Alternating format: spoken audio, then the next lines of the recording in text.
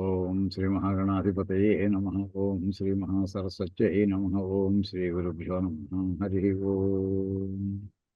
ఓం గణానాం త్వా గణపతిం భవామహే కవిం కవీనాముపమశ్రవస్తమం జ్యేష్ఠరాజం బ్రహ్మణాం బ్రహ్మణస్పత ఆనశృణ్వన్నోతిభిः సేదసాదనం.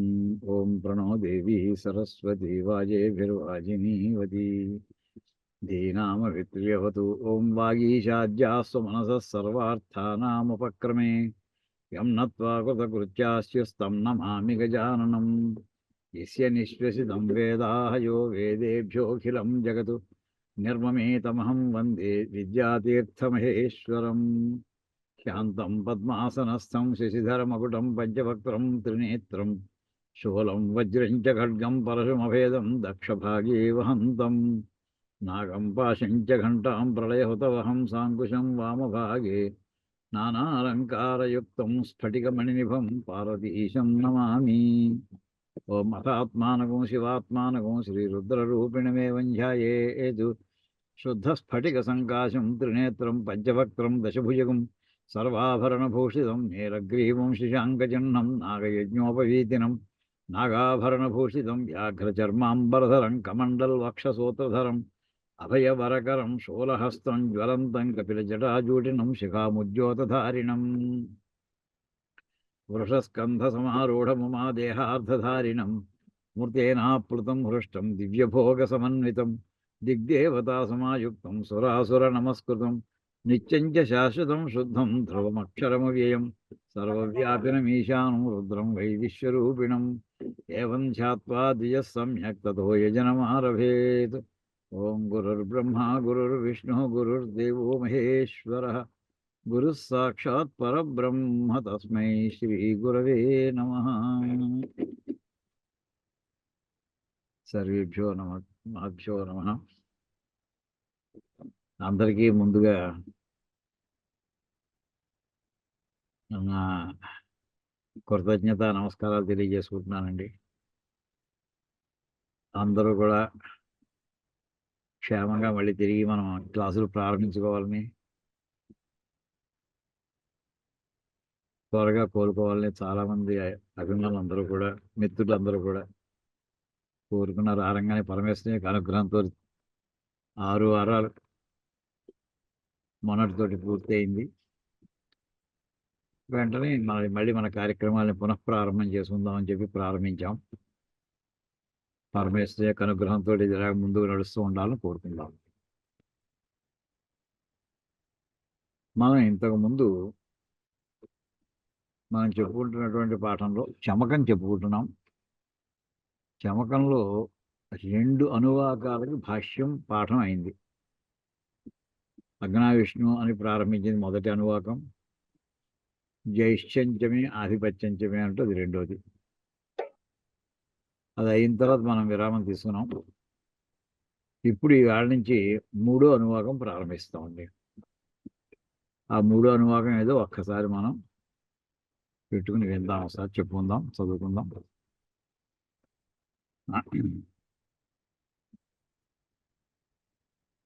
ఈ 3వ అనువాకంలో ఇక్కడి నుంచి ప్రారంభమవుతుందండి. ఓం శంచ మే మయశ్చ మే ప్రియంచ మేను కామశ్చ మే కామశ్చ మే సోమనసశ్చ మే భద్రంచ మే శ్రేయశ్చ మే వస్యశ్చ మే యశశ్చ మే భగశ్చ మే ద్రవిణంచ మే యంతాచ మే ధర్తాచ మే క్షేమశ్చ మే ధృతిశ్చ మే విశ్వంచ మే మహశ్చ మే సంవిశ్చ మే జ్ఞాత్రంచ మే సూశ్చ మే ప్రసూశ్చ మే శీరంచ మే లయశ్చ అర్థంచ మే మృతంచ మే యక్ష్మంచ మే నామయశ్చ మే జీవాతుశ్చ మే దీర్ఘాయుత్వంచ మే నమిత్రంచ మే భయంచ మే సుగంచ మే శయనంచ మే శోషాచ మే సుదినంచ మే అంటూ ఈ అనువాకాన్ని మనం పఠనం చేసాం. ఈ అనువాకం ప్రారంభించే ముందర ఒక మాట చెప్పుకోవాలండి. ఏమిటంటే, అసలు దేవుణ్ణి కోరుకుంటూ మనం ముందరకు వెళ్ళాలంటే ఏం కోరికలు కోరాలో కూడా తెలియని స్థితిలో ఉన్నామని మనం అర్థమవుతుందండి ఈ అనువాకం చదివిన తర్వాత. అది దేవుని ఏం కోరుకోవాలో కూడా వేదమే మళ్ళీ మనకి పాఠం చెప్పింది అనుకోవాలండి. అసలు మనకి జీవితంలో ఏం కావాలి అనే విషయం మనకి తెలియదు. చిన్నప్పుడైతే తల్లిదండ్రులు చూసుకుంటారు. పెద్ద అయిన తర్వాత గురువుల యొక్క అనుగ్రహం మనకి లభిస్తూ ఉంటుంది. ఆఖరికి మన ఆధ్యాత్మ భాగంలోకి వెళ్ళిన తర్వాత ఇంక మనంతట మనమే దేవుడికి ఎదురుగుండా నిలబడినప్పుడు ఆయన ప్రత్యక్షం అయితే, "ఒరేయ్ అబ్బాయి వరం కోరుకోరా" అని అన్నాడనుకోండి, ఏం కోరుకోవాలి? ఆ లిస్ట్ అంతా కూడా మనకి చమకంలో మూడో అనువాకంలో పూర్తిగా కోరికలు అతి ప్రధానమైన కోరికల్లో కూడా ముఖ్యమైన ఏ ఆర్డర్‌లో చెప్పాలో ఇక్కడి నుంచి ప్రారంభించారండి. ఇది ఎంత ప్రసిద్ధమైందంటే ఇది అటు లౌకికమైనటువంటి కోరికలు ఉన్నాయి. ఆధ్యాత్మ భాగానికి సంబంధించిన కోరికలు కూడా అన్నింటిలోనూ వస్తాయండి. అందుకు దీని యొక్క ప్రశస్తి ఎటువంటిదంటే అలా రుద్ర పారాయణ మనకి ఏకాదశి రుద్ర అభిషేకం చేస్తున్నామంటే ముందర ఈ అనువాకం చెప్పి తర్వాత అసలు నమ్మకం పారాయణ ప్రారంభమవుతుందండి. అంత మహత్తరమైనటువంటి ఈ అనువాకం ఇది. ఇందులో ఒక్కొక్క అక్షరానికి అసలు ఎంతెంత సేపు పడుతుందో తెలీదు. అసలు అంతంత విషయం ఉందండి. అందులో ప్రారంభం మనకి శం అనేటటువంటి శంచమే మయశ్చమే అందులో శం అనేటటువంటి మే శం నాకు శమము శమము కాదండి శం అంటే శుభము కలుగుగాక అని అర్థం సింపుల్‌గా చెప్పాలంటే. అయితే ఏమిటి అసలు ఈ శం అనే మాటని ఇంకా ఎక్కడైనా వాడారా? అసలు ఇందులో మనకి శం అనే మాటకి భాష్య ఇక్కడ ఏం చెప్పారు? విద్యారణ్య స్వామి వారి తమ్ముడు సాయినాచార్యుల వారు. ఇక్కడ భాష్యం చూడండి. సాయణ భాష్యంలో శం శబ్దః ఐహిక సుఖవాచి. ఇహలోకంలో ఉండేటటువంటి సుఖాలన్నిటిని కూడా సూచించేటటువంటిది అది ఈ అక్షరం శం అనేటటువంటిది. ఐహిక సుఖవాచి. దాని పక్కనే మయశ్శబ్దః ఆముష్మిక సుఖవాచి. అంటే అన్యత్రా మనకి సుఖాలను అంటే స్వర్గాది లోకాల్లో లభించేటటువంటి ఆ సుఖాలన్నీ కూడా. అంటే ఇక్కడ ఈ లోకంలోనే జీవించినంత కాలం ఈ లోకంలోనూ, తర్వాత స్వర్గాది లోకాలు వెళ్ళినప్పుడు అక్కడ సుఖాలు కలుగుగాక అని కోరుకుంటున్నామండి. ఇది మొట్టమొదట. శం శబ్దః అంటే ఇక మొత్తం శం అని అన్నాడంటే ఇంకా అన్ని రకాల సుఖాలు కూడా అంతే. ఇంక లిస్ట్‌లో ఇంకేం చెప్పక్కర్లేదు. అలాగే మయః అన్నాడంటే అన్ని రకాల సుఖాలు అక్కడికి రెండోది. ఈ శం అనే పదానికి వెంటనే మనం ఇదివరకు కొంత చాలా విస్తారంగా పాఠం చెప్పుకున్నాం నమ్మకంలో. శం పక్కనే కర కలిసిందంటే శంకర అవుతుందండి. శం పక్కన భూ కలిసిందంటే శంభు అవుతుంది. ఈ శంకర అనే పదానికి, శంభు శబ్దానికి, శివ శబ్దానికి, శివతర శబ్దానికి, శివతమ శబ్దానికి మనం చాలా విస్తారంగా అప్పుడు మనం అధ్యయనం చేసామండి. ఈవేళ ఈ శం శబ్దం మీదనే అత్యంత ప్రముఖమైనటువంటి ఇంకో ఘట్టం ఉందండి. అసలు ఇంకా మనం లోపలికి వెళ్ళలేదు. మొట్టమొదటి అక్షరం దగ్గరే అసలు వెంటనే పక్కకి వెళ్లి చూడవలసిందే అన్నట్టుగా అంత ప్రధానమైనటువంటి ఘట్టం ఒకటుందండి. అదేంటంటే మన తైత్తిరీయ ఉపనిషత్తులో మొట్టమొదటిది శీక్షా ఉపనిషత్తు అండి. మామూలుగా శీక్ష అంటే ట్రైనింగ్ అని అర్థం. శిక్షణ. శిక్ష కాదు. శిక్ష అంటారు. శిక్ష అంటే మనం ఏదో పనిష్మెంట్ అనుకుంటామండి. అది కాదండి ఇక్కడ అర్థం కానే కాదు. శిక్ష అంటే శిక్షణ అని. అందులో దానికి శాంతి మంత్రం ఉంటుంది. ఉపనిషత్తులన్నిటికి కూడా శాంతి మంత్రాలు ఉంటాయి ముందర. ఆ మంత్రం దేనితో ప్రారంభమవుతుందంటే శంతో ప్రారంభమవుతుందండి. ఇప్పుడు ఆ ఘట్టం చూద్దామండి ఒక్కసారి. అక్కడ వెళ్లి ఆ శంని దాని అర్థాలు ఏం రాశారు? ఆ భాష్యం చూద్దామండి. ఇక్కడ చూడండి. ఇక్కడి నుంచి ప్రారంభమవుతుందండి. ఓం శన్నో మిత్రః శం వరుణః శన్నో భవత్వర్యమా శన్న ఇంద్రో బృహస్పతిః శన్నో విష్ణురురుక్రమః నమో బ్రహ్మణే నమస్తే వాయో త్వమేవ ప్రత్యక్షం బ్రహ్మాసి త్వమేవ ప్రత్యక్షం బ్రహ్మ వదిష్యామి అర్థం వదిష్యామి సత్యం వదిష్యామి తన్మామవతు తద్వక్తారమవతు అవతు మాం అవతు వక్తారం ఓం శాంతి శాంతి శాంతి అంటూ అది శాంతి వాక్యం అండి, శాంతి మంత్రం ఈ శిక్షావళికి. అక్కడ ఈ అందుకు షమ్ అని ఇక్కడ మనకి చమకంలో ఏ పదం అయితే ఇప్పుడు మూడో అనువాకంలో మొట్టమొదటి అక్షరం ఉందో ఆ అక్షరంతో ఇక్కడ ఎన్ని పదాలు వాడాడు చూడండి. 4 వాక్యాలు ఉన్నాయండి. షన్నో మిత్రశం వరుణ అది ఒక వాక్యం, షన్నో భవత్వర్యమ రెండో వాక్యం, షన్న ఇంద్రో బృహస్పతి మూడో వాక్యం, షన్నో విష్ణు రుక్రమ. అసలు మొదటి వాక్యం అయితే రెండు సార్లు వచ్చింది షం అనేది. షమ్నో మిత్ర శం వరుణ శం. అంత అత్యంత ప్రసిద్ధి లేకపోతే ఒక మంత్రంలో ఒక అక్షరం రాదండి అక్కడ. ఇక్కడ అంటే అక్కడేమో దానికి మామూలుగా ఐహిక సుఖవాచి అని చెప్పేసారు సింపుల్గా. ఇంకేదంటే ఒకే మాట చాలాసార్లు వచ్చినప్పుడు అన్ని చోట్ల అన్నిసార్లు అంతంత వివరంగానూ రాయడం సాధ్యం కాదు. ఇక్కడ వారే సాయనాచార్య వారే ఇక్కడ రాస్తున్నారండి, సాయన భాష్యం అండి. ఇక్కడ షన్ను అనే దానికి ఇక్కడ చూడండి, దీని ఇంకా వివరంగా చూస్తే మొట్టమొదటి మాటే అహ్న ప్రాణవృత్తేశ్చ అభిమాని దేవో మిత్ర. ఇక్కడ మిత్ర అనే పదం అండి. నహ అంటే మాకు, మమ మే ఆవయోహనో అస్మాకం నహ. మన అస్మత్ శబ్దంలో షష్ఠీ విభక్తి బహువచనం అండి, అంటే మాకు, మా యొక్క. ఇక్కడ మిత్ర అంటే మిత్రుడు అనే పేరు కలిగినటువంటి దేవత మాకు శంను కలిగించుగాక. శం వరుణ, వరుణదేవుడు మాకు శంను ప్రసాదించుగాక అని ఇక్కడి నుంచి ఇలా ప్రారంభమైందండి. ఇక్కడ మరి మిత్రుడు అంటే మనకి సూర్య భగవానుడు అని మామూలుగా అర్థం చెప్పుకుంటాం. దానికి ఎలా చెప్తారండి? అహ్న ఆయన దేనికి అభిమాన దేవత అంటే మన అధిష్టాన దేవత అని చెప్పుకుంటూ ఉంటాం. అభిమాన దేవతన అధిష్టాన దేవతన ఒకటే, అంటే దానికి సంబంధించిన. అహ్న అంటే పగటికి, అహస్సు అహోరాత్రాలు, అహస్ అంటే పగలు, రాత్రి అంటే రాత్రి. అంటే పగటికి అభిమాన అభిమాని దేవ. అంటే మనకి అహోరాత్ర విభాగంలో పగటి కాలానికి అధిపతి అయినటువంటి వాడు సూర్యుడు. దానికి అంటే ఇక్కడ 2 పదాలు ఉన్నాయండి. అహ్న అభిమాని దేవ, ప్రాణవృత్తేశ్చ అభిమాని దేవ. సో అహస్సుకి అధిపతి అయినటువంటి ఆ దేవుడు, ఆయన రెండింటికి 2 డ్యూటీలు ఉన్నాయండి.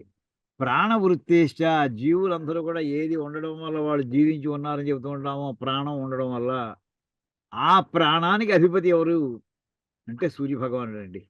ఇంకేది మన లోపల ఉన్నదంతా కూడా ఎనర్జీ ఉన్నంతసేపే మనకి ఈసీజీ రీడింగ్ బాగున్నంతసేపే మనం అంతా ఇక్కడ సర్వైవ్ అవుతుంటాం. అది ప్రాణం మీద ఆధారపడింది. అది ఫ్లాట్ అయిపోయిందంటే ఇంక అయిపోయింది, పక్క పెట్టేయమంటారు. అంటే ప్రాణవృత్తికి అధిపతి ఎవరంటే ప్రాణవృత్తేశ్చ అభిమాని దేవ. వృత్తి అనే మాటకు అర్థం ఏంటంటేనండి, లోపల సంచరిస్తున్నటువంటి ఆ ప్రాణశక్తి. ఆ ప్రాణశక్తికి అభిమాని దేవ, అధిష్టాన దేవత ఎవరంటే అటువంటి మిత్ర. నహ అస్మాకం అంటే అస్మాకం నహ అన్నాం కదండి ఇందాక. మనకి అస్మత్ శబ్దంలో షష్ఠీ బహువచనంలో 2 పదాలు అస్మాకం వాడచ్చు, నహ వాడచ్చు. నహ ఇస్తే అస్మాకం అంటారు, అస్మాకం ఇస్తే నహ అంటారు. ఈ మిత్రదేవుడు మాకు శం సుఖహేతు భవతు, మాకు సుఖము కలుగుటకు కారణభూతుడు అవుగాక. అంటే అక్కడ ఇందాక అక్కడ వాక్యానికి ఇక్కడ సమన్వయం చేస్తుంటే ఎలాగండి? అక్కడ ఇహలోకంలో ఉండేటువంటి ఐహికమైనటువంటి సుఖాలన్నీ కూడా చెప్పే పదం అన్నారు. కానీ ఆ సుఖాలన్నీ ఎవరి వల్ల వస్తాయా ఇహలోకంలో అంటే సూర్య భగవానుడి వల్ల వస్తాయి. అంటే మనకు సుఖంగా ఉండాలి అంటే ఎవరి యొక్క అనుగ్రహం కావాలంటే సూర్యుని యొక్క అనుగ్రహం కావాలి అనే మాట ఇక్కడ మనకి స్పష్టంగా చెప్పడం జరిగింది. అక్కడ సంకేత రూపంలో చెప్పడం జరిగిందండి. అది అందుకోసం ఈ మంత్రం మనం ముందర తీసుకున్నది. ఇది ప్రారంభించాం మొత్తం ఈ మంత్రవాక్యం అంతకి కూడా అర్థం చెప్పుకుందామండి. షన్నో మిత్ర అదైంది సుఖహేతు. ఎవరెవరికి ఈ శమ్ అనే పదం కలిగించాం అంటే మన సుఖహేతు అంటే ఐహిక సుఖవాచి అంటే ఇహలోకంలో సూర్యుడు ఒక్కడు సరిపోడు, ఇంకా చాలామంది దేవతల యొక్క నీకు సహకారము అనుగ్రహం ఉంటే తప్ప నీకు ఇహలోకంలో సుఖాలు సిద్ధించవు అని ఇక్కడ ఈ మంత్రం సూచిస్తోందండి. చూడండి మళ్ళీ తర్వాత పదం శం వరుణ ఏవం ఉత్తరత్రాపి యోజ్యం. ఈ రకంగా సుఖహేతు అగుట తర్వాత రాబోయే పదాలు ఎక్కడెక్కడ శం ఉందో అక్కడక్కడలా ఇది అవుగాక వర్తిస్తుంది. ఎవరి గురించి వెంటనే పదం శం వరుణ రాత్రే. ఇక్కడ వరుణదేవుడు అయితే ఇది పగటికి అధిపతి అని చెప్పారు, ప్రాణవృత్తికి అధిపతి అని చెప్పారు. మరి దానికి వరుణుడు రెండో పదం శం వరుణ అంటే రాత్రేహే అపాన వృత్తేశ్చ అభిమాని వరుణ. ఈ వరుణదేవుడు రాత్రిపూట కాలానికి అతను అధిపతి అండి. రాత్రేహే అభిమాని. అలాగే అపాన వృత్తి మనకి ప్రాణాపాన వ్యానోదానాల్లో పంచప్రాణాల్లోనూ అది ఇందాక మొదటి ప్రాణశక్తికి సంబంధించినటువంటి వాడు సూర్యభగవానుడు అయితే, మిత్రుడైతే రెండో ఆయన ఎవరయ్యా అపమాన వాయువు ఏదైతే ఉందో అపాన వాయువు యొక్క సంచారానికి అధిపతి అయినటువంటి వాడు వరుణుడు అండి. మన వాయువు స్తంభం కనుక అయిపోయిందంటే జీవుడు ఇంకా భరితలేడు, ఉండలేడు. అటువంటి ఏ సమస్య లేకుండా మనకి రాత్రిపూట కాలంలో మనం రక్షిస్తూ సుఖాన్ని ఇచ్చేటటువంటి వాడు, శరీరంలో అపాన వృత్తి ద్వారా మనకి ఇబ్బందులు కలగకుండా రక్షించేటటువంటి వాడు వరుణుడు మీకు సుఖమును కలిగించుగాక. ఆయన మీ సుఖమునకు కారకుడు అవుగాక. సుఖహేతుర్ భవతు. ఈ శం అనే పదం వచ్చింది అప్పుడలా సుఖహేతు భవతు అని అక్కడ దానికి వెంటనే అన్వయించుకుంటూ ఉండాలండి. అంటే వరుణ సుఖహేతు భవతు, వరుణుడు మా సుఖమునకు కారకుడు అవుగాక. మరి తర్వాత మరి వాడిద్దరేనా? లేదు, ఇంకా చాలా మంది అవసరం అయ్యా నీకు. షన్నో భవత్వర్యమా. ఇక్కడ అర్యమ అనేటటువంటి దేవుడు ఆయన షన్నో భవతు మాకు మళ్ళీ సుఖహేతు అవుగాక. ఆయన దేనికి అధిపతి అంటే చక్షుష ఆదిత్య మండలస్య చ అభిమాని అర్యమా. అర్యమ అంటే సూర్యుడు అని చెప్తామండి, కానీ సూర్యుల్లో కూడా రకాల ద్వాదశాదిత్యుల్లో 12 మందిలో అతను ఒకతను. చక్షుష కంటికి అధిపతి ఎవరయ్యా అంటే సూర్యుడండి. ఇప్పుడు ఆపరేషన్ సరిగ్గా జరిగి సక్సెస్ అయిందంటే ఈ అర్యమా దేవత యొక్క అనుగ్రహం చేత మనం బయటపడ్డట్టుగా నేను భావించుకోవాల్సి వస్తుందండి. అంతే, అనుమానం లేదు ఇంకా. ఆయన అదొకటి. రెండోది ఆదిత్య మండలస్య చ. ఆదిత్య మండలం దానికి అభిమాన దేవత అని చెప్పడంలో అర్థం ఏంటంటేనండి, భూమి మీద జరిగేటటువంటి భయంకరమైన ఉత్పాతాలన్నిటికీ కూడా సూర్యుడి కారకుడు అవుతున్నాడండి. భయంకరమైన ఉత్పాతాలకి వరద వచ్చాయనుకోండి, భూకంపాలు వచ్చాయనుకోండి, వరద వచ్చిందంటే వర్షం విపరీతంగా ఆకాశంలో జలం అంతా పైన పేరుకుపోయి అక్కడి నుంచి కుంభవృష్టి. ఆ వర్షానికి కారకుడు ఎవరంటే వాడు సూర్యుడే అవుతున్నాడు. నీరు సముద్రంలో ఉన్నటువంటి నదిలో ఉన్నటువంటి నీరు ఆవిరవడానికి కారకుడు సూర్యుడు. ఆవిరి అయిన తర్వాత మళ్ళీ దాని కిందకి రావడానికి మళ్ళీ సూర్యుడు. అలాగా ఈ ఆదిత్య మండలానికి కూడా అధిపతి అక్కడి నుంచి కూర్చుని రిమోట్ కంట్రోల్లో చేసేటటువంటి ఆదిత్యుల్లో ఒక అంశతో ఉండేటటువంటి ఆ దేవత పేరు అర్యమా దేవత. అతను అదేవిధంగా మనకి చక్షుష అనే మాట మీద మన బ్రహ్మసూత్రాల్లో చెప్తున్నామండి మాట. చక్షుస్సుకి పరమాత్మ ఎక్కడుంటాడు? కంట్లో ఉంటాడు. ఏ కంటో ఉంటాడు? అందులో కూడా మళ్ళీ కుడి కంటో ఉంటాడు అంటూ మన బ్రహ్మసూత్రాలు ప్రత్యేక దీని మీద చాలా విస్తారంగా పాఠం చెప్పుకున్నామండి 6 నెలల క్రితం. ఇందులో మన స్విచ్ ఓవర్ అయ్యే ముందు. అంచేత చక్షుష ఆదిత్య మండలస్య అభిమాని అర్యమా షన్నో భవతు మాకు సుఖహేతు అవుగాక. మా సుఖమునకు కారకుడు అవుగాక అంటే కళ్ళు బాగా ఉండుగాక, కళ్ళు బాగా పనిచేస్తూ ఉండుగాక. అలాగే ఆదిత్య మండలం భూకంపాలు ఉన్నాయనుకోండి, ఆ సూర్యుడిలో వచ్చేటువంటి ఫ్లేమ్స్ ఏవైతే ఉన్నాయో జ్వాలలు, ఆ జ్వాలల యొక్క తీవ్రత కొన్ని లక్షల కిలోమీటర్లు వ్యాపిస్తుందండి దాని యొక్క ప్రభావం. ఒకసారి మధుర కృష్ణమూర్తి శాస్త్రి గారు చెప్పారండి, ఆయన వరాహమిహిరుడు ఆయన. భూకంపాల మీద నేను ఒకసారి రాయమండ్రిలో ప్రజెంటేషన్ ఇస్తుంటే, అంటే నేను అంతకుముందు ఎప్పుడు సుమారు 2012 ఆ ప్రాంతంలో చేసి అక్కడ ప్రజెంటేషన్ ఇచ్చానండి. వైధృతి యోగం అని అంటే నా కంప్యూటర్ ద్వారా క్యాలిక్యులేట్ చేయడంలో మనకు ఉన్నటువంటి పంచాంగం అంటే తిథి వార నక్షత్ర యోగ కరణము, ఈ 5 రకాల అంశాలు కాలానికి. అందులో ఏ అంశం యొక్క ప్రభావం వల్ల మనకి భూకంపాలు వస్తున్నాయి అని ఆ అంశమే దాని వచ్చిన డేటా సుమారు 380 భూకంపాల డేటా తీసుకున్నానండి. వాటికి తీసుకుని పాడ్యమి తిథి వల్ల ఏమైనా పాడ్యమి తిథి నాడు భూకంపాలు ఎక్కువ వస్తున్నాయా, విధి నాడు ఎక్కువ వస్తున్నాయా, లేకపోతే ఇంకో పంచమి నాడు వస్తున్నాయా, ఇలా కంప్యూటర్ పై ఫ్రీక్వెన్సీ టేబుల్స్ తయారు చేసామండి. వారాలు ఆదివారం నాడు ఎక్కువ వస్తున్నాయా, సోమవారం ఎక్కువ వస్తున్నాయా అని అలా చేసామండి. తిథి వార నక్షత్రాలు అశ్వినిలాగా అయితే రేవతి వరకు, యోగాలు అలాగే కరణం చేస్తే అందులో తిథుల్లో బహుళ విధి నాడు ఎక్కువ అవకాశం కనిపించింది. బహుళ విద్య కృష్ణ విధి నాడు ఇదే తదిలో భూకంపాలు ఎక్కువ కనిపి వచ్చినటువంటి 380 భూకంపాల్లోనే ఎక్కువ భాగం ఉన్న మిగతా వాటికంటే ఎక్కువ. అది ఎక్కువ 50% కాదు. వచ్చిన వాటికంటే ఎక్కువ. అని అలా చెప్పుకొస్తుండగా ఆ యోగం దగ్గర నుంచి వైధృతి యోగంలో వైధృతి ఆ యోగం పేరు వైధృతి అండి. మన యోగాలు చాలా ఉన్నాయి. దగ్ధ యోగం అని ఇలాంటి చాలా ఉంటాయండి. ఆ యోగం పేరది. ఆ వైధృతి యోగంలో భూకంపాలు ఎక్కువ వచ్చినట్టుగా నా స్టడీస్‌లో వచ్చింది. అది ఎక్స్‌ప్లెయిన్ చేయాలి టక్కున ఆయన ఆగవయ్యా! వైధృతి యోగంలో ఆకాశం ఎలా ఉంటుందో నీకు తెలుసునా అన్నారు. నాకు తెలీదని చెప్పాను. అప్పుడే ఆయన చెప్పారు, ఇది మనం క్లాస్‌లో 1, 2 సార్లు చెప్పుకున్నామో కూడాను. మళ్ళీ మళ్ళీ చెప్పుకుంటూ ఉంటాం. చెప్పిందే చెప్పుకుంటూ ఉంటాం కూడా. శాస్త్రస్య జామితా నాస్తి నాకు మంచి భలే కొటేషన్ ఇచ్చారు మా గురువుగారు నాకు. చెప్పిందే మళ్ళీ చెప్పుకోవచ్చని.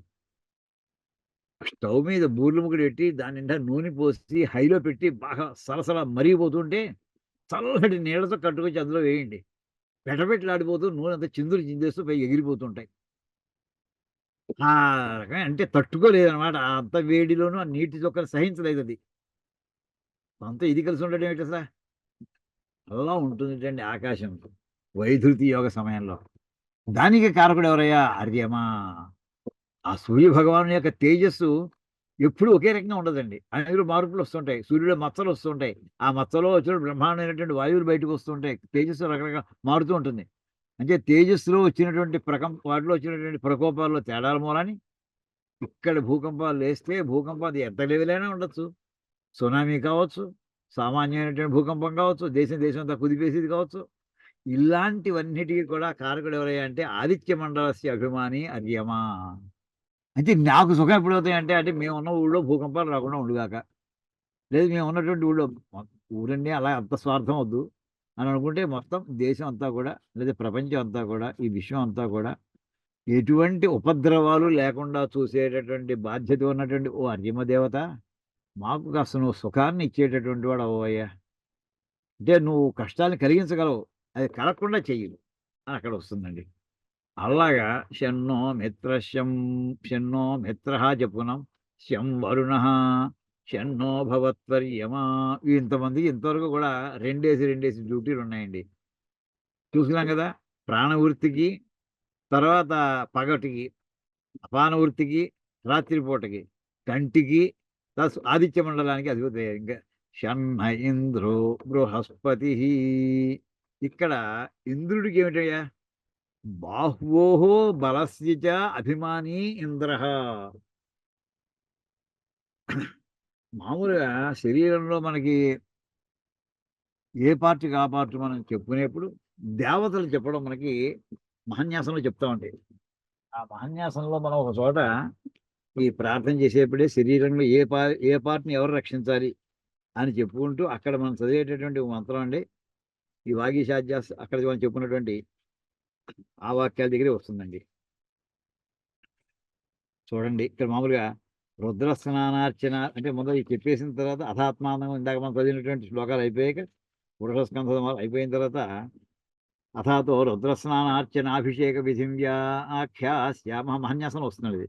ఉదిత ఏవ తీర్థే స్నాత్వా ఉదేత్య శుచిప్రయతో బ్రహ్మచారి శుక్లవాసాః తస్య దక్షిణా ప్రత్యగ్దేశే తన్ముఖం స్థిత్వా ఆత్మని దేవతా స్థాపయేతు ప్రజననే బ్రహ్మా తిష్టతు పాదయోర్విష్ణుస్తిష్టతు హస్తయోః హరస్తిష్టతు బాహ్వోః ఇంద్రస్తిష్టతు.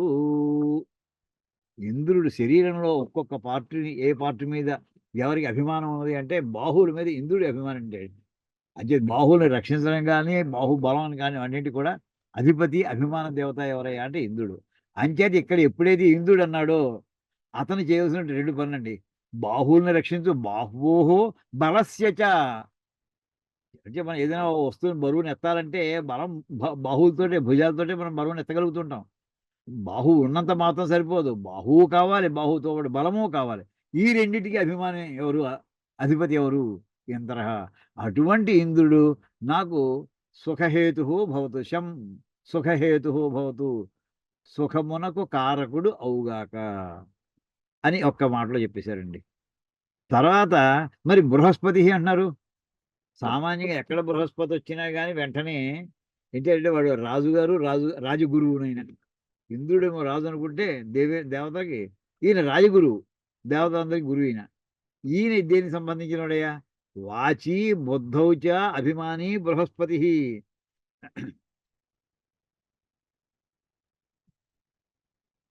అని చెప్పి ఈయనకి వాక్కుకి అధిపతి ఈయన. ఏమండి? బుద్ధికి అభిమాని. వాచి బుద్ధౌచ అభిమాని బృహస్పతి. వాక్కు యందు బుద్ధి యందు కూడా అభిమానం, అంటే రెండిటికి కూడా అది మనకి ఆధిపత్యము కలిగినటువంటి వాడు బృహస్పతిని. వెంటనే మళ్ళీ ఇక్కడి నుంచి వెంటనే ఇంకో దాంట్లో వెళ్ళాల్సి వస్తుందండి అని జ్ఞాపకం వస్తున్నాయి అదృష్టశాత్తను. ఈ వాక్కుకి అధిపతి ఇతను అనే మాట బృహస్పతి అని అంటే మొదలు అతను ఆ మాట ఎక్కడుందండి? సుందరకాండలో సీతాదేవి హనుమంతుడు మాట్లాడుకుంటుంటే అక్కడ వస్తుందండి ఈ మాట. ఆవిడ హనుమంతుడిని చూసిన వెంటనే కంగారు పడిపోయింది ఆవిడ. చెట్టు మీద ఆయన ఒక్కసారి రామకథ చెప్పేప్పటికి ఈవిడ కింద నుంచి చెట్టు కింద సింహశిబా వృక్షం కింద కూర్చుని ఉంది. ఇక్కడి నుంచి ఒక్కసారి పైకి చూసి కంగారు పడిపోయింది ఆవిడ. కంగారు పడిపోయి అతను భయం వేసింది. కళ అనుకుంది, స్వప్నం అనుకుంది, ఇంకోటి అనుకుంది, ఇది అపశకునం అనుకుంది. ఇవన్నీ అయిపోయిన తర్వాత అప్పుడు ఆవిడ వెంటనే ఒక వాక్యం అనుకుంటుందండి. ఆ వాక్యం ఏంటంటే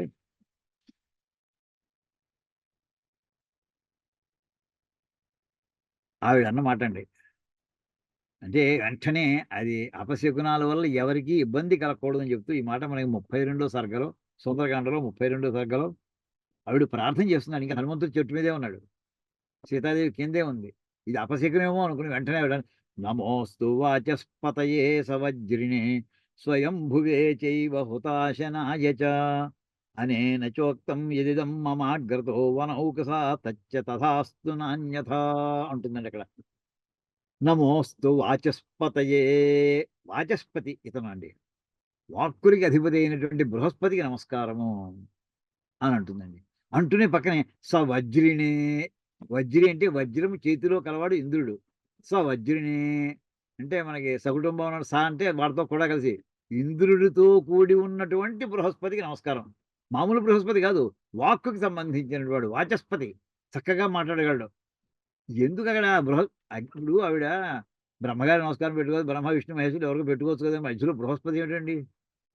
అంటే ఎందుకంటేట, ఇప్పుడు ఆయన పైన నుంచి ఆయన చెట్టు మీద కూర్చొని చెప్పినటువంటిది ఏ వాక్యం అయితే ఉందో, ఆ వాక్యం ఎటువంటిదంటే బృహస్పతి మాట్లాడితే ఎలా ఉంటుందండి? ఈ మాట కూడా మనకి సుందరకాండలో వస్తుంది చూసుకోండి. 34 సర్గలో 29 శ్లోకంలో ఉంటుందండి. ఈ వాచస్పతి అనే మాటకి బృహస్పతికి వాచస్పతి, వాక్కుకి అధిపతి అనే మాటకి వివరణ అక్కడ హనుమంతుడు ఇస్తాడండి. ఏంటంటే సత్యవాది మధురవాకు దేవో వాచస్పతిర్యథా 34 సర్గ 29 శ్లోకంలోనండి. సత్ బృహస్పతి మాట్లాడితే సత్యమే మాట్లాడతాడు. సత్యవాది. అది ఎలా ఉంటుంది? సత్యమే కదా! కఠోర నిష్ఠూరంగా ఉండదు. మధుర వాక్. ఇంకాస్త వినాలనుంది. ఇంకా బాగా చెప్పాడే. ఇంకా ఇంకోసారి విందాం, ఇంకోసారి విందాం వన్స్ మోర్ అన్నట్టుగా ఉండదులెండి బృహస్పతి మాట్లాడితేను. అది ఎప్పుడు చక్కగా ఆలోచన చేసి ఏ పదాన్ని ఎక్కడ ఏ అక్షరాన్ని తూచి తూచి వాడేటటువంటి శక్తి ఉన్నటువంటి వాడు బృహస్పతి. అది అంచెది ఇక్కడ. అంటే ఇన్ని చోట్ల మన రిఫరెన్సెస్‌లో బృహస్పతి అని రావడంతోటి బృహస్పతి సంబంధించిన వాక్కుకి అధిపతి. వాచస్పతయే అంటే వాచి. వాచి అంటే వాక్కునందు అంటే బుద్ధి అచ్చా ఉంది చూడండి. అంటే అండ్ అని అర్థం. వాక్కునందు బుద్ధి యందు కూడా అభిమాని. అంటే అధిష్టాన దేవత అయినటువంటి బృహస్పతి కూడా మరి ఏం చేయాలి? శం భవతు అస్మాకం సుఖహేతు భవతు. మాకు సుఖాన్ని కలిగించుగాక. అంటే ఇంద్రుడు ఆయన రాజగురువు ఇలా చేయయ్యా అన్నాడనుకోండి, అతను కళ్ళు మూసుకొని చేసేస్తాడు. సామాన్యమైన కండిషన్స్ ఎప్పుడు కూడా. గురువుగారు ఏం చెప్తే ఇంద్రుడు ఎంత ఇంద్రుడైనా గాని, దేవేంద్రుడైనా గాని బృహస్పతి అతని స్థాయి ఎక్కువండి. ఇంద్రుడి కంటే కూడా ఇంకా ఎక్కువ. అలాగే ఆనందాల గురించి చెప్పేప్పుడు కూడా ఇంద్రుని యొక్క ఆనందం కంట బృహస్పతి లోకాల్లో ఉండే ఆనందం 100 రెట్లు ఎక్కువటండి. ఆ మాట మనకి శిక్షావళిలో వస్తుంది. బృహస్పతేరానందా అంటే అక్కడ వస్తుందండి. ఇలాగా ఇంద్రుడు, బృహస్పతి అనే 2 పదాలు సామాన్యంగా పక్కపక్కనే వస్తూ ఉంటాయి. వాళ్ళ యొక్క శక్తితో ఈయనేమో బాహుబలము, బాహువులు, బలము రెండిటికి అధిపతి ఈయన. ఈయన వాక్కుకి, బుద్ధికి అంటే బుద్ధిలో ఏ మాట చక్కగా ఇది చెప్తే బాగుంటుందని ఆలోచన. ఆ ఆలోచనకి అనుగుణమైనటువంటి ఇప్పుడు బుద్ధిలో బృహస్పతిలా అంటుంటారు. అంటే ఆలోచన చక్కటి ఆలోచన పరుడనమాట. చాణక్యుడు లాంటివాడు. అలాగా బుద్ధిలోను, వాక్కులో కూడా మధుర వాక్. చాలా హృదయంగమంగా మాట్లాడగలిగేటువంటి ఈ 2 శక్తులు ఉండేటటువంటి ఆ బృహస్పతి మాకు సుఖమును కలిగించుగాక. ఇంకా సరిపోలేదండి. ఇంకా షణ్ణో విష్ణురురు క్రమ. ఇక్కడ శం అని ఇంకా మనం ఇంత దేనికోసం చెప్పుకుంటున్నాం, ఇంత మళ్ళీ మనం అసలు దేనికోసం బయలుదేరి మర్చిపోవద్దు. శం అనేటటువంటి ఒక్క అక్షరం చమకంలో మూడో అనువాకంలో వచ్చిన మొట్టమొదటి అక్షరం శం ఏదైతే ఉందో దానికి ఎన్ని అంగాలు ఉన్నాయో చూసుకోండి, ఎన్ని రకాల అన్ని ఎంతమంది దేవతల అనుగ్రహం ఉంటే మనకి ఆ శం అనేది పూర్తిగా లభిస్తుందో వివరణ కోసం ఈ వాక్యాలన్నీ తీసుకోవాల్సి వస్తుందండి. ఇక్కడ చూడండి, ఈయన విష్ణు ఉరుక్రమ త్రివిక్రమావతారి. ఇక్కడ చూడండి పైన పాదయో అభిమాని విష్ణు సచ ఉరుక్రమ. అంటే పాదములకి అధిపతి ఎవరు? ఇందాక శరీరంలో ఎవరెవరు ఉంటారో మనం మహాన్యాసం చెప్తామండి. అక్కడ వాక్యమే మళ్ళీ ఒకసారి ఇందాక చెప్పిన చోటుకి మళ్ళీ వెనక్కి వచ్చేవాళ్ళు ఇంద్రుడు చెప్పుకున్నాం మనం. మొట్టమొదట ప్రారంభిస్తూనే ప్రజననే బ్రహ్మాతిష్టదు పాదయో విష్ణుస్తిష్టతు. పాదములకు అభిమాన దేవత ఎవరంటే, అధిష్టాన దేవత అంటే విష్ణువుట అండి. అందుచేత అదే మాట ఇక్కడ చెప్తున్నారండి. అంచేత పాదయో అదే మాట మనకి ఇక్కడ మహాన్యాసంలో ఏ పదం వస్తుందో అదే ఇక్కడ భాష్యంలో పదం కూడా వాడుతున్నారు. అభిమాని అంటే అధిష్టాన దేవత ఎవరై అంటే విష్ణు. పాదయో రెండు పాదాలకి కూడా అభిమాని. అంతేకాకుండా ఆయన సచ ఉరుక్రమ. క్రమము అంటే అడుగు వేయుట. అంటే మనం అంగలేసుకుంటూ నడుస్తున్నాడు అంటాం, పెద్ద పెద్ద అడుగులు వేస్తున్నాం. అడుగు పెద్దదైపోదు, అడుక్కి దూరం పెద్దదవుతుంది అంగలేసుకుంటూ నడుస్తున్నాడు అంటే. అది దాన్ని ఉరుక్రమ. ఉరు అంటే పెద్దది అని అర్థం, అంటే బిగ్గర్, లార్జర్ అని అర్థం వస్తుంది. పెద్ద పెద్ద అడుగులు అంటే ఇక్కడ అడుగు అక్కడ అడుగు వేస్తున్నాడు అంటాం చూసారా, దాని ఉరుక్రమ. అంచేత ఆయన పాదములకు అభిమాని, రెండోది పెద్ద పెద్ద అడుగులు వేయగలిగినటువంటి శక్తి సామర్థ్యాలు ఉన్నటువంటి వాడు. ఆయన ఏం చేసేట దీంతో త్రివిక్రమావతారే విస్తీర్ణ పాద ఉపేతత్వాత్. ఆయన వామనావతార ఘట్టంలో బలిచక్రవర్తి చేతిలో నీళ్లు పోసిన వెంటనే ఒక్కసారి ఆయన ఇంకా వామనుడిగా లేడండి, పొట్టిగా లేడు. ఇంకా విక్రమించడం ప్రారంభం. విక్రమించడం అంటే అడుగులు పెద్ద పెద్దవి వేయుట. త్రివిక్రమావతారే మూడు విక్రమములు, మూడు పెద్ద పెద్ద అడుగులు. త్రివిక్రమ అంటే మూడు పెద్ద పెద్ద అడుగులు వేసినటువంటి ఆ అవతారంలో, అదే వామనావతారంలో నెక్స్ట్ ఫేజ్ అనమాట, సెకండ్ ఫేజ్. విస్తీర్ణ పాద ఉపేతత్వాలు పెద్ద. ఆయన ఆ పాదం ఎంత దూరం వ్యాపించింది చెప్పాడు, మొత్తం భూలోకం అంతా వ్యాపించేసింది ఆ పాదం. అంటే చిన్న పాదం కాదు అది, పాదం కూడా వ్యాప్తి చెందిపోయింది. విస్తీర్ణం చాలా వెడల్పోయినటువంటి పాదములతో కూడి ఉన్నటువంటి వాడు అయి ఉన్నాడు అక్కడ. అలాగే ఈ పదమేనండి మళ్ళీ వెంటనే స్ఫురణకు వస్తుంది. ఈ త్రివిక్రమే పదం సీతాదేవి మళ్ళీ హనుమంతుడిని అంటుందండి. చూడండి, ఆయన ఎప్పుడైతే ఈ శ్రీరామ ముద్రికని సీతాదేవికి సమర్పించాడు, అప్పుడు ఆవిడికి సంపూర్ణమైన విశ్వాసం కలిగింది. అప్పుడే ఆయన ఇచ్చాడు. 36వ సర్గలో, సుందరకాండ 36వ సర్గ 7వ శ్లోకంలోనండి. 36వ సర్గ 7వ శ్లోకం. విక్రాంతస్త్వం సమర్థస్త్వం ప్రాజ్ఞస్త్వం వానరోత్తమ ఏనేదం రాక్షసపదం త్వయైకేన ప్రదర్శితం. విక్రాంత పెద్ద అడుగులు వేయగలవయ్యా.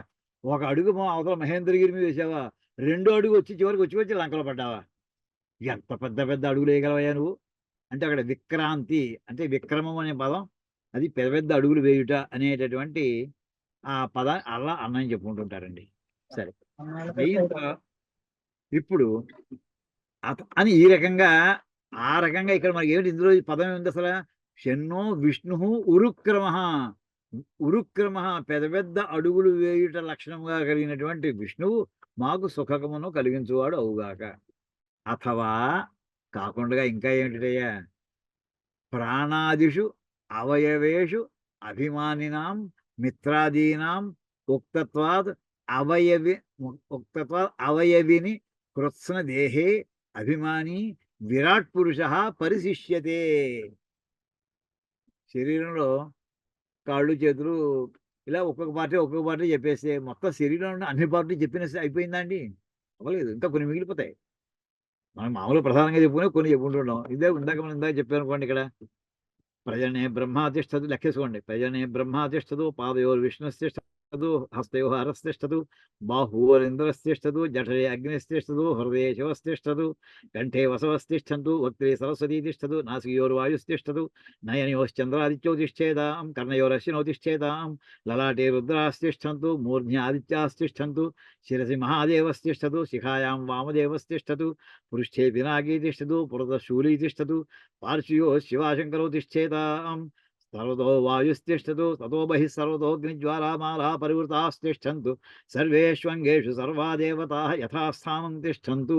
నా శరీరంలో ఏ ఏ భాగాల మీద ఏ ఏ దేవతలు అలా వచ్చి కూర్చుని నన్ను రక్షిస్తూ ఉండాలో అంటూ మహాన్యాసంలో మనం ప్రార్థిస్తామండి. ఎంత చెప్తా అది లిమిటెడే. అయితే ఇక్కడ 2 రకాల చెప్పని భాగాలు ఇంకా కొన్ని ఉండొచ్చు కదా! లోపల ఉన్నటువంటి హృదయం, లంగ్స్ గురించి చెప్పాడా ఎక్కడైనా?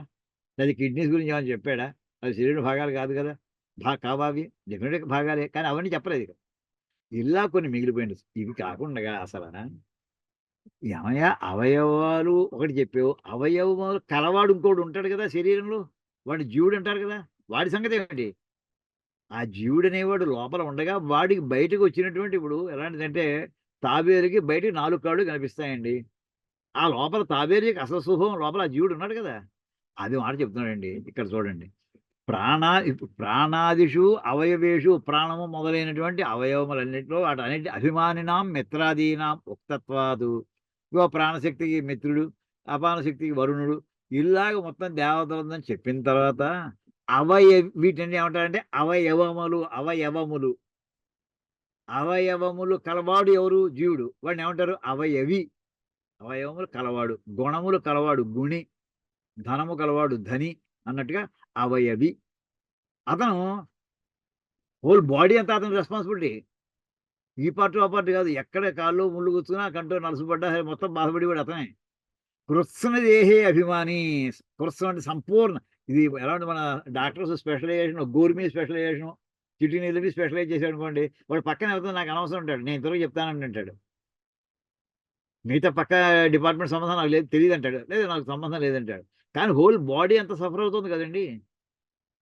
ఆ హోల్ బాడీ అంతకి రిప్రజెంటేటివ్ ఎవరు? అతను జీవుడు. అంటే కృత్స్నదేహే అభిమాని. కృత్స్నం అంటే సంపూర్ణం.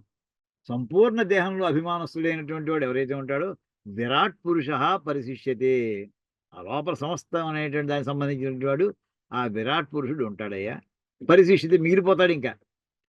సచ ఉరుక్రమ శబ్దేన అభిధీయతే. ఈ ఉరుక్రమ శబ్దం ఆయనకి అనుకోవచ్చయ్యా. ఎంచేతంటే ఈడ కాలులో నొప్పొస్తుంది, లేదా పన్ను పోటొస్తోంది, లేదా ఇగురు వాచింది. ఎక్కడ వచ్చినా సరే దానికి వెంటనే ఒక మందు మనం మింగామనుకోండి, బిళ్ళ మింగాం, టాబ్లెట్ ఏసుకున్నాం. ఇగురు వాస్తే అది బాడీ అంతా అది కరిగి స్టొమక్‌లోకి వెళ్ళడం, కరగడం, కరిగిన తర్వాత రక్తంలో ప్రవహించడం. బాడీలో అన్ని పార్ట్‌లకి వెళ్తుందండి. కానీ మనకు పావుగంట మనం పెయిన్ కిల్లర్ వేసుకుంటే 10 నిమిషాలకో, 15 నిమిషాలకో అది ఎక్కడికి వెళ్ళాలో అక్కడికి వెళ్ళి మనకి ఆ పెయిన్ తగ్గిస్తుందా లేదా? తగ్గుతుంది. ఎవడి సపోర్ట్ తోటి అది అక్కడికి వెళ్ళిందది. ఎవడు ఆ పార్ట్ నువ్వు వేసిన మందుకి ప్రయోజనం దానికి కలిగిస్తున్నాడు ఎవడు? అతను విరాట్ పురుషుడు లోపల ఉన్నటువంటి వాడు. అతను సచ ఉరుక్రమ శబ్దేన అభిధీయతే. ఉరుక్రమ శబ్దంతోటి అతన్ని చెప్పాలయ్యా అని చెప్పి బ్రహ్మాండ దేహ ఉపేతత్వేన సర్వవ్యాపిత్వం ఉరుక్రమత్వం. అంటే ఆయన త్రివిక్రమ అవతారంలో మొత్తం ఎంతవరకు వ్యాపించాడండి? బ్రహ్మాండం అంతా కూడా వ్యాపించేశాడు ఆయన. ఎక్కడ ఇంక మళ్ళీ ఓ పాదంతోటి భూమండలం, రెండో పాదంతో బ్రహ్మాండాల దాకా వ్యాపించేశాడు. అసలు మూడో పాదం ఎక్కడ పెట్టమంటావు అని అడిగాడు. అంటే బ్రహ్మాండ దేహ ఉపేతత్వేన బ్రహ్మాండం అంతా సరిపడేటటువంటి దేహాన్ని కలిగి ఉండడంతోటి అంటే శరీరాన్ని పెంచుకున్నాడు ఆయన. సర్వవ్యాపిత్వం ఉరుక్రమత్వం. అంటే ఉరుక్రమం అనే మాటకు అర్థం ఏంటంటే సర్వవ్యాపి అని అర్థము. అది ఎవరికున్నది? శ్రీ మహావిష్ణువుకు ఉన్నదయ్యా. అలాంటి శ్రీ మహావిష్ణువు కూడా నాకు అంటే ఇందాక ఆ పార్ట్‌ని ఈ దేవుడు రక్షించగలడు, ఈ పార్ట్‌ని ఈ దేవుడు రక్షించగలడని చెప్పి ఇంక వీళ్ళందరూ కాకుండగా అంటే వీళ్ళు స్పెషలిస్టులు. ఇంక జనరలిస్టు, సూపర్ స్పెషలిస్ట్ ఒకాయన ఉండాలి. మొత్తం ఎక్కడున్నా టోటల్ రెస్పాన్సిబిలిటీ అయింది. అలాంటి శ్రీ మహావిష్ణువు కూడా నాకు సుఖకరుడు అవుగాక అనేటటువంటి మంత్రం ఇక్కడ మనకు కనిపిస్తోందండి. ఇంత చేసి మనం ఇప్పటికి శాంతి మంత్రం కొంత భాగమే చెప్పుకున్నాం. దీని తర్వాత చూడండి. ఇక్కడ రెండో భాగం అండి. ఈ మంత్రంలోనే ఇంకా దీనికి 2 రకాల మంత్రవాక్యాలు ఉంటాయండి. శన్నో మిత్రశం ఇందాక షణ్ణో భవత్ షణ్ణో విష్ణురుక్రమ నమో బ్రహ్మణే. ఇక్కడి నుంచి ప్రారంభమవుతుంది, దాని కంటిన్యూషన్ అండి. ఇవన్నీ పెద్ద చేసి చూద్దాం. ఇదండి ఇక్కడ ఇత్థం అవయవేషు అవయవిని అభిమానినః దేవాః విఘ్న పరిహారేణ సుఖహేతుతయా ప్రార్థితాః. అంటే ఈ విధంగా అవయవేషు ఆయా భాగముల యందు, శరీరంలో అవయవముల యందు అవయవిని, తర్వాత ఈ అవయవములన్నిటికీ అధిపతి అయినటువంటి అవయవి అంటే జీవుడు ఎవరైతే ఉన్నాడో అతన్ని ఈ అభిమాన దేవతలందరినీ కూడా ఆయా భాగముల ద్వారా మాకు విఘ్నాలు కలగకుండా చేయి నలిగింది అనుకోండి, తలుపు సందులో పడి అప్పుడు మిగతా కాళ్ళు బాగానే ఉన్నాయి, కానీ అది విఘ్నమే. ఓ పని చేద్దామంటే సుఖంగా ఉండదు. విఘ్న పరిహారేణ, అలా ఏ పార్ట్లోనూ నాకు ప్రాబ్లం రాకుండా చేసి, విఘ్నాలు లేకుండా చేసి, ఆ రకంగా సుఖహేతుతయా ప్రార్థిత, మాకు సుఖాన్ని కలిగిస్తూ ఉందిగాక అని చెప్పి ఈ దేవతందరూ ప్రార్థించబడ్డాడు. అత తేషాం దేవానాం అంతర్యామిత్వేన ప్రేరకం యత్ పరం బ్రహ్మ తదేతత్ నమస్క్రియతే. ఇప్పుడు ఆ దేవతలందరికీ కూడా అంతర్యామిగా ఉంటూ ఉండేటటువంటి ఏ మహానుభావుడు ఉంటాడో అతను ఎవరైతే అతను ఏ పరబ్రహ్మమో అతను ఇప్పుడు నమస్కారం చేయబడుతున్నాడు. నమో బ్రహ్మణే నమస్తే వాయో త్వమేవ ప్రత్యక్షం బ్రహ్మాసి త్వమేవ ప్రత్యక్షం బ్రహ్మ వదిష్యామి అర్థం వదిష్యామి సత్యం వదిష్యామి తన్మామవతు తద్వక్తారమవతు అవతు మాం అవతు వక్తారం అని అంటూ ఇక్కడ ఈ పదాల అర్థం ఏంటంటేనండి, అంటే మొత్తం అనువాకం అంతా మంత్ర వాక్యం అంతా పూర్తిగా భాష్యం చదువుకుందామని. ఇక్కడ కొంచెం పెద్ద అక్షరాలు చేద్దాం. యచ్చ బ్రహ్మ జ్ఞానక్రియా శక్త్యుపేత సూత్రాత్మన వాయుమూర్తి ధారిణాం సర్వేషాం ప్రాణినాం విధారకం భవతి. జ్ఞానక్రియా శక్తి ఉపేత సూత్రాత్మన, వాయువు గురించి చెప్తున్నారండి ఇక్కడ శరీరం. ఇంత తర్వాత పదం నమో బ్రహ్మణే నమస్తే వాయో అని. నమో బ్రహ్మణి అంటే బ్రహ్మకు, ఏ బ్రహ్మ ఇది? చతుర్ముఖ బ్రహ్మ కాదండి, ఇది చతుర్ముఖ బ్రహ్మ కాదు, నిర్గుణ పరబ్రహ్మం. ఆ ఏ బ్రహ్మ జ్ఞాన క్రియాశక్తి ఉపేత సూత్రాత్మన అంటే మనకి స్థూలదేహము సూక్ష్మదేహము ఉన్నాయి కదా, ఆ సూక్ష్మదేహాన్ని సూత్రాత్మ అనుకుంటారండి. ఈ సూత్రాత్మ ఏ రూపంలో ఉంటుంది అంటే వాయు రూపంలో ఉంటుందండి. అది ఎవరెవరైతే వాయువుని ధరిస్తూ ఉంటారో ఈ జీవులందరూ కూడా సర్వేషాం ప్రాణిన, సమస్త జీవులు, మనుషులు ఒకటే కాదు, పశుపక్ష్యాదులు క్రిమికీటకాదులు మొత్తం అందరూ కూడా దేనివల్ల వాళ్ళు ప్రాణాలు నిలబెట్టుకోగలిగారయ్యా? వాయుమూర్తి ధారిణం. వాయుమూర్తి అంటే వాయువుని లోపల ధరించుట చేత వీళ్ళ ప్రాణాలు నిలబడ్డాయి. అంచేత జీవులందరికీ కూడా వాయువు వీళ్ళకి ఆధారభూతుడు. అతను ఎటువంటి వాడు?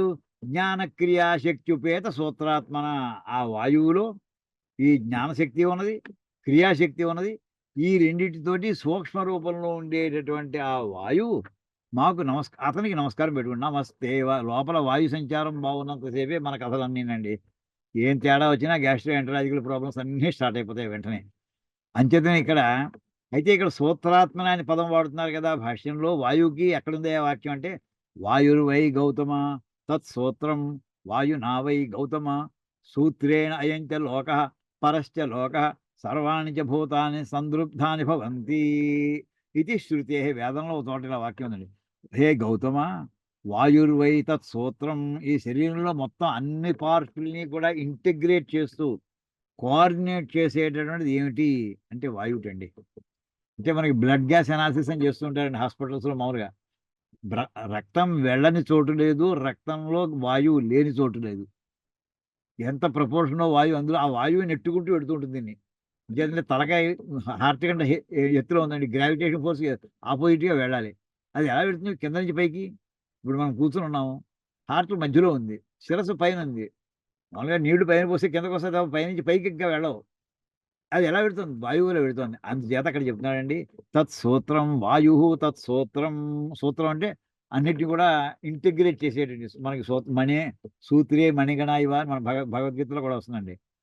అనేక రకమైనటువంటి మణులన్నీ వరుసగా ఉంటే వాటన్నిటిని దారంలాగా అన్నిటిలోంచి వెళ్ళే దారంలాగా అలాగా అక్కడ చెప్పాను. అదే రకంగా అన్ని అవయవంలో ఉన్నటువంటి అంతర్భాగాలన్నిటిలోనూ కూడా సూత్రప్రాయంగా వెళ్ళేది వాయువయ్య.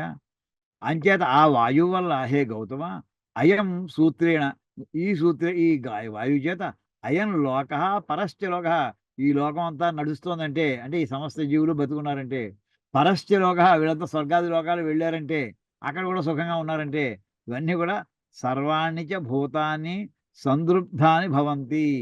అంటే వీళ్ళన్నీ కూడా సుఖంగా సంబద్ధాని అంటే వీళ్ళంతా కూడా ఒకదాని ఒకటి జాగ్రత్తగా కలిపి కట్టకట్టి వాటన్నిటిని ఉంచడం జరిగింది ఈ వాయువు అనేటటువంటి దారం చేత. అందుచేత వాయువుకి సూత్రాత్మ అని పేరుంది. అతః వాయురపి నమస్కరితి అంచేత ఇందాక శరీరంలో భాగం కాదు అది మామూలుగా బయట నుంచి వచ్చినటువంటి వాయువు అది. కానీ ఆ వాయువు కూడా నమస్కారం. ఇందాక శరీరం అంతర్భాగాలు నమస్కారం పెట్టేటప్పుడు వాటి లోపల ప్రవేశించినటువంటి బయట వస్తువులు నమస్కారం పెడుతున్నాడు. అతః వాయురపి నమస్కరితి అంచేది వాయువు కూడా నమస్కారం అయ్యా. తత్ర అంతర్యామిణః శాస్త్రానుమానాభ్యాం ఏవ అవగమ్యత్వేన పరోక్షత్వాత్ నాస్తి సంబోధనం. ఇక్కడ అంతర్యామికి అయితే తత్ర అంతర్యామిణః లోపల ఉండే అంతర్యామి ఎవరైతే ఉన్నాడో వీటన్నిటిని కూడా కలిపి ఉండేటటువంటి వాడు అతను ఎవరికి కనిపిస్తాడా? జీవుడు ఎవరికి ఇంతవరకు కనిపించలేదు. అతని వల్ల అన్ని అవయవాలు పనిచేస్తున్నాయి. కానీ జీవుడు ఇక్కడ ఉంటాడు ఎక్కడ అలా స్పష్టంగా మనకి వాక్యాలు వింటున్నాం. చూసినోడు ఎవరన్నా ఉన్నారా? ఇక్కడ ఉంటాడు, అక్కడ ఉంటాడు, శరీరం అంతా ఉంటాడు. అది ఎలా తెలిసింది నీకు అన్ని చోట్ల ఉంటాడని? శాస్త్రం చేత, అనుమానం చేత. అనుమానం అంటే సస్పెషన్ కాదండి. ఇన్ఫరెన్స్. అంటే శాస్త్రంలో చెప్పబట్టి వేదశాస్త్రాలు చెప్పినటువంటి వాక్యాల వల్ల తెలుస్తోంది. అలాగే ఇన్ఫరెన్స్. అది లేకపోతే మనం పడేటువంటి ఇబ్బందులు ఇక్కడ అది కనుక వాయువు లేకపోతే మన పని ఔట్ అనేటువంటి ఈ ఇన్ఫరెన్స్ ఆలోచన ఏదైతే ఉందో దీనివల్ల అవగమ్యత్వేన అది పరోక్షమైంది. అంటే కంటికి ఎక్కడ ఒక చోట ఉంటుందని చెప్పలేం. అంటే దానికి అంటే హే అంతర్యామిన్ అని కూడా ఉండాలి కదా! ఇంతమంది దండాలు పెట్టావు కదా! అంతర్యామి కూడా పెట్టాలి కదా! అంటే అది పరోక్షం కదా! అంచేత దానికి సంబోధన లేదు. సూత్రాత్మన వాయు రూపేణ స్పర్శన ఇంద్రియ గమ్యత్వాత్ సంబోధ్యతే. మరి వాయువుకి ఎందుకు చెప్పేవయ్యా? అంటే అది సూత్రాత్మన వాయు రూపేణ అది సమస్తమైనటువంటి అన్ని సెల్స్‌లో బాడీలో ఉన్న ప్రతి సెల్‌లోకి వెళ్తోందది. ప్రతి సెల్‌కి ఆక్సిజన్ అందిస్తూ ఉంటుంది. అందుచేత ఆ వాయువు అది డైరెక్ట్‌గా ప్రతి చోట ఆక్సిజన్ మీటర్ పెడితే సెల్ లెవెల్‌లో చూడగలిగితే అక్కడ వాయువు ఉంది. ఆక్సిజన్ ఉందక్కడ. అంచేత అది దానివల్ల స్పర్శ ఇంద్రియ గమ్యత్వాత్ సంబోధ్యతే. అంటే ఇంద్రియాలను కూడా పనిచేస్తున్నాయి కానీ దాని చేత ఇక్కడ వాయువు ఉంది అనే విషయం స్పష్టంగా తెలుస్తోంది కనుక ప్రత్యక్షంగా ఇక్కడ వాక్యంలో నమస్తే వాయువు అని అన్నారయ్యా. ఇవన్నీ పనిచేస్తేనే చివరికి మనకి శం అనేది సిద్ధిస్తుందండి. ఎంతమంది లోపల దిగారో చూడండి. తర్వాత అయమేవ అభిప్రాయః తు అభిప్రాయస్త్వమేవ ప్రత్యక్షం ఇది వాక్యేన స్పష్టీకృతే. ఇంకా అనుమానం లేకుండా చెప్పడం కోసం ఈ మాటే ఈ వాయువుకి నువ్వు ప్రత్యక్షమయ్యా బాబు అని కూడా అక్కడ త్వమేవ ప్రత్యక్షం బ్రహ్మాసి ఎదురుగుండా కంటికి కనిపించేటటువంటి పరబ్రహ్మం నువ్వేనయ్యా అంటూ వాయువుని అక్కడ సేవ చేయడం చెబుతోంది. సామాన్యంగా చూడండి మనకి సూర్యచంద్రుల్ని మన వాళ్ళు ఎలా చెప్తారు కంటికి కనిపించే దేవుళ్ళు అయ్యేవాళ్ళు అందరూ అంటారు. మాతృదేవో ఇంట్లో ఉన్నటువంటి భూమి మీద ఉండేటటువంటి దేవుళ్ళు ఎవరయ్యా? తల్లిదండ్రులు అని అంటూ అక్కడ ప్రత్యక్ష దైవం అంటే కంటికి కనిపిస్తున్నాడు ఆయన అని అంటూ సూర్య భగవానుడికి అలా చెప్తుంటారు. ఇక్కడ వాయువు కూడా అలాగే చెప్తున్నారండి. అంచేత అయమేవ అభిప్రాయ అంటే స్పర్శనం ఇంద్రియముల చేత తెలుసుకోబడుతున్నది కనుక ఇప్పుడు చల్లటి గాలి వస్తుంది. అది ఎలా తెలిసింది? అది వాయువు వల్ల తెలిసింది. ఆ వాయువు ఇక్కడ వస్తుంది స్పర్శ వల్ల తెలుస్తుంది. ఇక వాయువు మనకి తగులుతోంది అనే విషయం. అది ప్రత్యక్ష ప్రమాణం.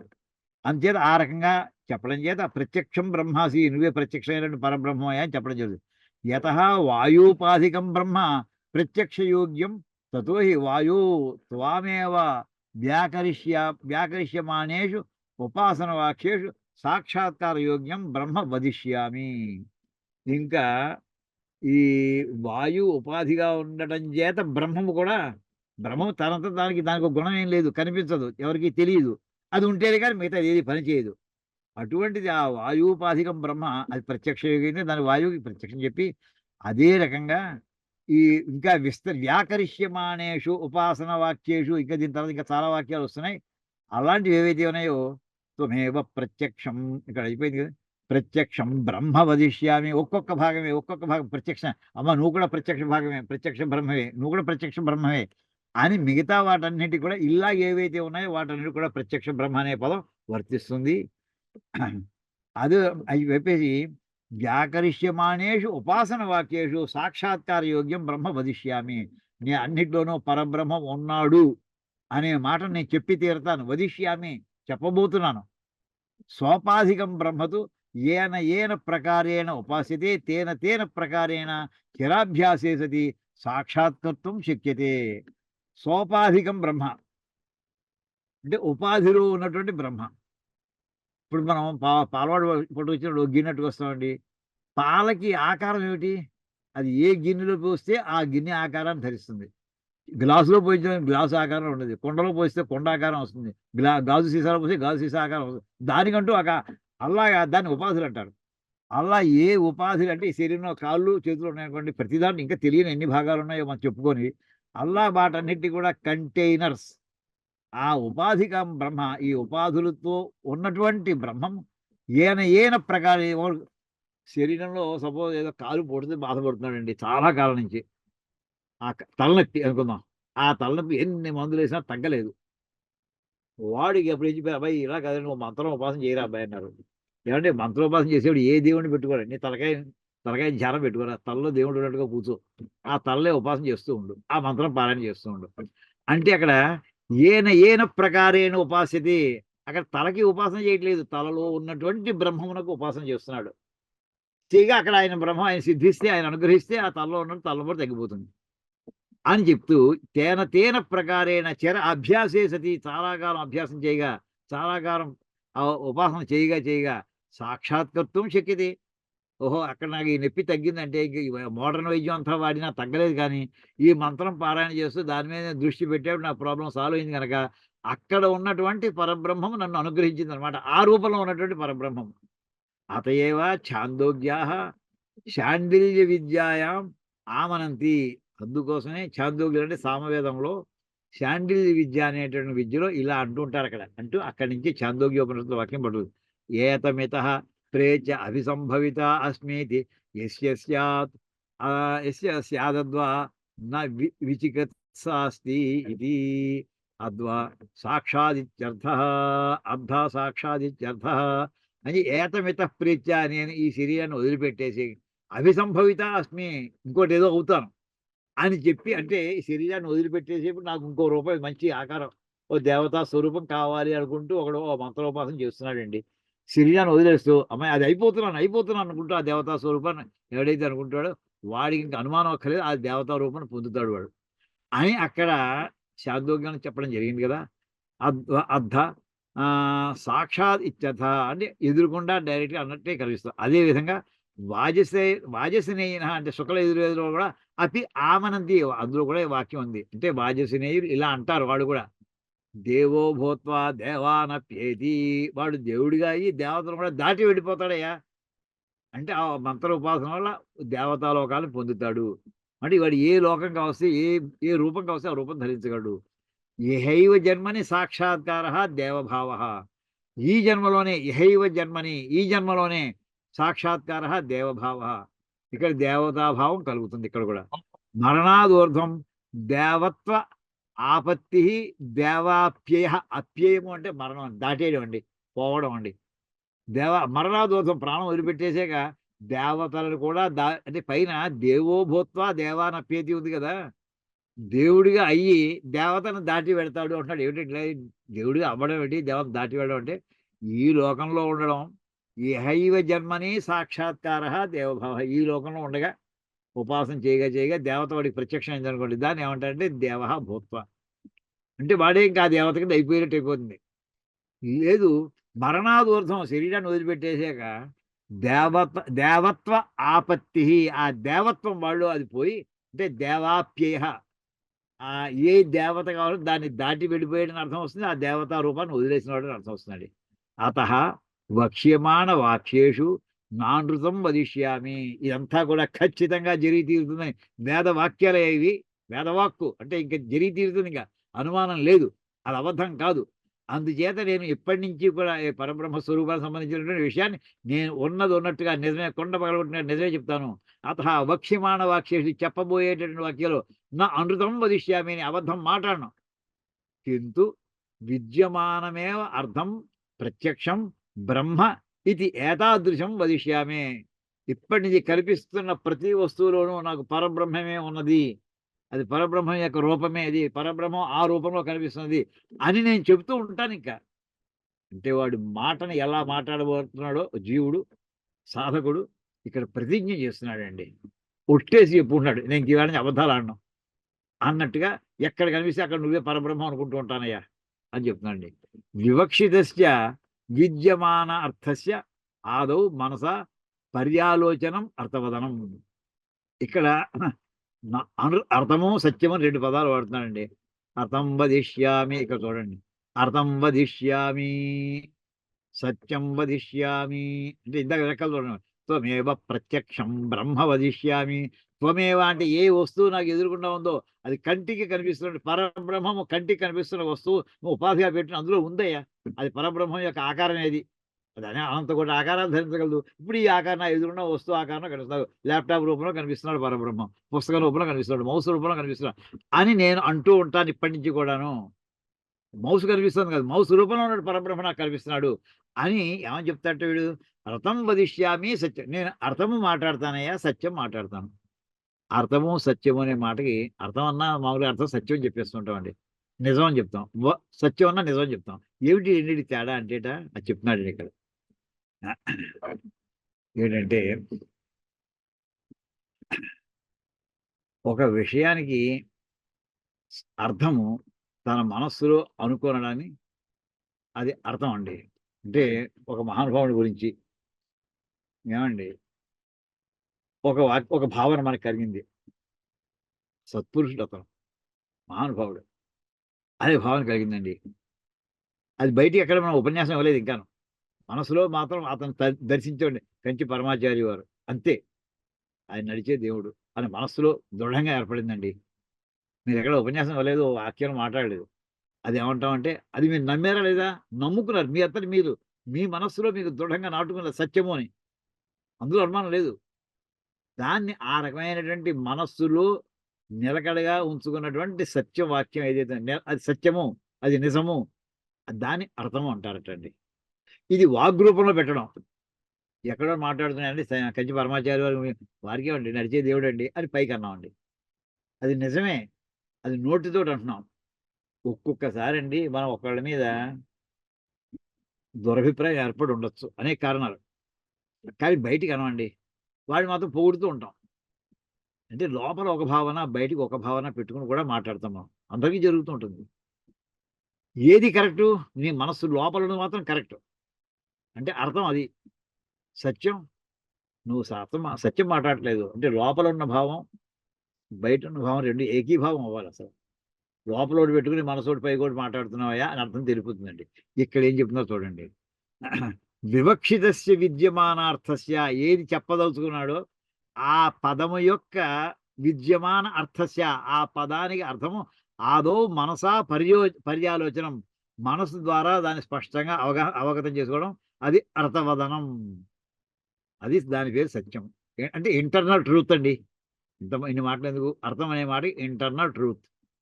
పశ్చాత్ వచసా ఉచ్చారణం సత్యవదనం, దాన్ని అక్షరాల రూపంలో పెట్టి నోట్లోంచి బయటికి రావడం ఏదైతే ఉందో పశ్చాత్ వచసా ఉచ్చారణం, బయటికి మాట్లాడడం, దాన్ని ఏమంటారయ్యా సత్యవచనం, సత్యవదనం, అది ఎక్స్టర్నల్ ట్రూత్. సత్యం అనే ఇది సింపుల్గా గుర్తండి. సత్యవదనం అనే మాటకి వదనం అంటే మాట్లాడుట, వాది అనే పదం ఇందులోంచి వస్తుందండి. అంచేత సత్యవాది అంటే ఎక్స్టర్నల్ ట్రూత్, అది ఇంటర్నల్ ట్రూత్ అండి. రెండు ఏకీభావం అయి ఉండాలి.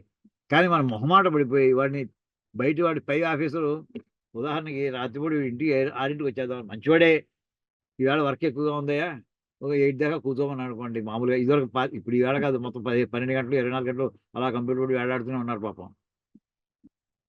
అప్పుడే 7 దాకా కూర్చోమంటే 6ంటికి ఆఫీస్ అయిపోతే ఆ లోపల ఈవేళ నాకు ఇంటి దగ్గర పని ఉంది కదా, ఎవరినో రమ్మన్నాను, ఇదెక్కడ కూడా ఆఫీస్లో ఇలా ఉండమంటున్నాడు విసుక్కుంటూ. పైకి మాత్రం సరేనండి, పైకి మాట్లాడిన మాట సరే అన్నాం, లోపల మాత్రం వాడిని విసుక్కుంటున్నాం. అంటే లోపల భావన వేరు, బయట భావన వేరు. అర్థం అంటే ఇంటర్నల్ ట్రూత్, ఎక్స్టర్నల్ ట్రూత్ లేదండి. పైకి నవ్వుతూ మాట్లాడాం. లోపల లోపల నవ్వుతూ లేదు ఆ పరిస్థితి. చాలా కోపంగా ఉంది. విడిపోవాల్సినటువంటి ఇలా వీడు చేస్తున్నాడు. అది అక్కడ తేడా చెప్తాడండి. ఇక్కడ ఏమంటున్నాడంటే, అయ్యా నువ్వు కనిపించే ప్రతి వస్తువులోనూ ఉన్నది పరబ్రహ్మమే అనే మాటని అర్థం వదిష్యామి, ఇంటర్నల్ ట్రూత్‌తో చెప్తున్నానయ్యా. సత్యం వదిష్యామి, ఎక్స్టర్నల్‌గా నా లోపల ఏదుందో అదే బయటికి చెప్తున్నాను. బయట ఏముందో అదే లోపల చెప్తున్నాను. అది ఆ మాట చెప్తున్నాడు. పశ్చాద్ వచసా ఉచ్చారణం సత్యవదనం తయోర్వివేకః ఉత్తరత్ర యదుత్తరత్ర వక్ష్యమాణం ప్రత్యక్షం బ్రహ్మ తన్మాం విద్యార్థినం శిష్యం వక్తారం ఆచార్యం చ. ఇప్పుడు ఈ రకంగా నేను మాట్లాడబోతున్నాను. ఇప్పటి నుంచి కూడా నేను ఒట్టేసుకున్నాను. ఇలా మాట్లాడదలుచున్నాను. ఇప్పుడు ఇలా మాట్లాడబోయేటటువంటి నేను దేనికోసమయ్యా ఇంత నీ నమస్కారాలు పెట్టుకోవడం? నేను చదువుకుందామని వచ్చానయ్యా ఒక గురువు దగ్గర. విద్యార్థినం శిష్యం. నేను విద్యను కోరుకుంటూ వచ్చినటువంటి శిష్యుడిని. దేవుడిని ప్రార్థిస్తున్నాను. నేను నమ్ముకున్నానయ్యా నిన్ను అని అంటూ, నమ్ముకోవడం పైకి నోటి మాట కాదు ఇది. లోపల కూడా నేను నిజంగా నమ్ముకుని నీ దగ్గరికి వచ్చానయ్యా అని అంటూ, అప్పుడు అటువంటి నన్ను నాకు పాఠం చెప్పేటటువంటి మా గురువు గారిని అంటే విద్యార్థినం శిష్యం వక్తారం ఆచార్యంచ, పాఠం చెప్పేటటువంటి గురువుగారిని విద్యాగ్రహణ ఉపదేశ సామర్థ్య ప్రదానేన అపి ఉభౌ పాలయతు. నన్ను రక్షించు, మా గురువుగారిని రక్షించు. రక్షించు అనే మాట ఏమిటిటే, అంటే చదువుకొని వచ్చాను కానీ నాకు విద్య ఆయన చెప్పిన విద్య అంతా కూడా నాలో నిలబడేట్లా చేయవయ్యా. నాకు అర్థమయ్యేట్లా చెయ్యి. అర్థమైంది నిలబడేట్లా చెయ్యి. తర్వాత ఆయనకి పాఠం చెప్పే సమయంలో ఆయన ఓపిక ఉండేట్లా చెయ్యి. ఉపదేశ సామర్థ్య ప్రదానం మా గురుగారు. ఆయన పాఠం చెప్పడానికి ఓపిక ఆయన నీరసపడిపోతే ఆయన పాపం ఏం చెప్తారాయన?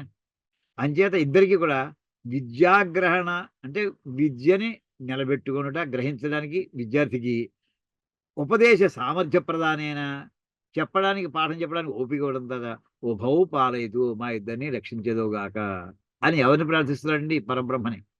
అనయైవ వివక్షయ పునరపి ఇంకా డీటెయిల్‌గా చెప్తున్నాడు. మళ్ళీ ఎలా అండ్ మార్క్ చెప్పాడు. You protect me and my Guru also అని. అలా కాదు విడిగా. అనయైవ వివక్షయ ఈ ఉద్దేశంతో సెపరేట్‌గా నన్ను రక్షించు, మా గురువుగారిని రక్షించు. పునరపి అవతు మాం. అవతు అంటే రక్షించుగాక. నన్ను రక్షించుగాక. అవతు వక్తారం అంటే మా గురుగారిని కూడా రక్షించుగాక. ఇది అభిధీయతే. ఇత్థం వాయురూపం ప్రత్యక్షం బ్రహ్మ సంప్రాజ్య అంతర్యామి రూపం పరోక్షం బ్రహ్మ తద్వాచకేన ప్రణవేన అనుస్మృత్య విఘ్నశాంతి అస్త్వితి ప్రార్థ్యతే.